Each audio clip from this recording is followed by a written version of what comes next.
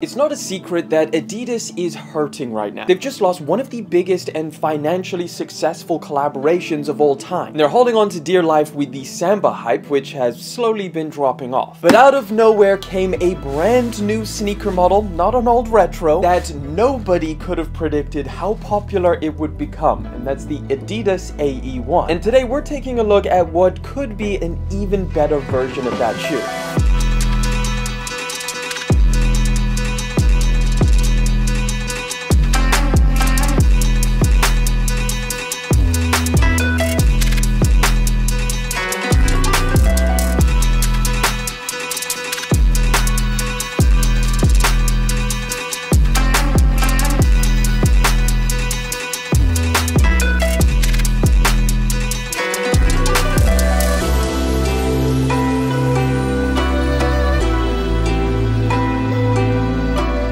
Quick overview of the box. It's, I mean, relatively premium for the price tag of these things. Nice little sliding box with the exposed little cutouts, which always gives it a cool look. Inside, you get nothing but the shoes, so fairly simple. But here we have them, looking surprisingly different to the mid-cuts. They've definitely made some small tweaks and meaningful changes. Now, I do think that I want to address something straight off the bat that I've never really understood. Just because this is classed as a performance basketball sneaker doesn't mean you can't wear them casually. I mean, if you've worn anything from Adidas or Nike, most likely it was a performance shoe at some point for some sport. Yes, even your Sambas were football shoes. And I think this low-cut version doesn't just give basketball players an extra cut to choose from, but also because so many people bought the original ones to wear casually that it only makes sense a low-cut version would be way better for regular wear. But of course, we need to find out. So this is the launch colorway. It's a really interesting mixture effect that they've got going on here, which I really like. It's kind of a greenish grayish color mixed with some kind of beige. It almost gives it a camo look. It dropped alongside arguably an even better colorway. It was basically the same, just a lot darker. It was basically dark and light gray, but that was on the mid-cut version. Both of them dropped on July the 20th, and these completely sold out again. But for anybody else who was hoping to pick up this model, some retailers still have them in stock, and we've seen a ton of leaked images of upcoming colorways of this specific low-cut version. So yeah, they're going to be dropping throughout 2024 and into next year as well. These retail for £90 here in the UK or $110 out in the US, which is a nice little price cut from the mid one. I didn't think that they were going to lower the price, but very happy that they did. And it really makes this sneaker even more interesting to me because not only is it a performance basketball model that somehow got so extremely popular, but it's also affordable. So of course, we really need to find out why everyone loves these things. Now, one of the most impressive things about this sneaker in general is just that it doesn't seem like Adidas cheaped out on them at all. They come with Adidas's flagship boost cushioning throughout the entire midsole, and they combine that boost with a Lightstrike foam, something that Adidas uses in some of their running shoes. And it's not just any old boost in this midsole, it's actually Adidas's brand new light boost, something that they introduced last year, and you can tell because it says it literally on the back with this brand new window. So this is something that was not there on the mid-cut version. You now have like a little window peeking in, just, you know, Adidas is trying to remind everyone, yeah, we have added boost to these things. And it feels great underfoot. Like, it's a nice balance, I think a perfect balance of not too soft, but also not too firm. It's just a nice cushioned ride. It doesn't feel any different to the mid-cut version in terms of cushioning. So even though now you can see it, it's still like the exact same stuff. So if you've tried the mid-cut version, you know exactly what to expect. But as we all know, cushioning and what's underneath your foot is not the only thing that contributes to comfort. It's also, you know, every part of the shoe has to pull its own weight. And I'm very glad to say that they beefed up this ankle sock liner significantly. They've also lined it completely with this satin material. The tongue is also made of satin, so sliding your foot in here feels really, really good and a lot easier. So not only will these feel way more comfortable and better on foot, but even for basketball players, I'm sure you'll appreciate the extra lockdown effect effect that happens with the extra padding. But overall, to be honest, we are splitting hairs here. Both of these shoes, the mid-cut and the lows, are practically the same exact sneaker. I think it mainly comes down to your preferences. One, do you prefer mids or lows? But of course, visually, which one do you prefer the look of? Overall, it is pretty safe to say that either of them are great options. However, I do think, at least for me personally, the lows are way better if you do plan to wear them off the court, just wearing them around casually. This is the one to go for. Not only are they slightly more comfortable, but I also just think that the low cut looks a little bit better on foot. I also just love the way that they look wearing them loose lace. There's something about this kind of shape of the actual shoe that just really works. I just think overall there's a lot more styling opportunities for this low cut version, and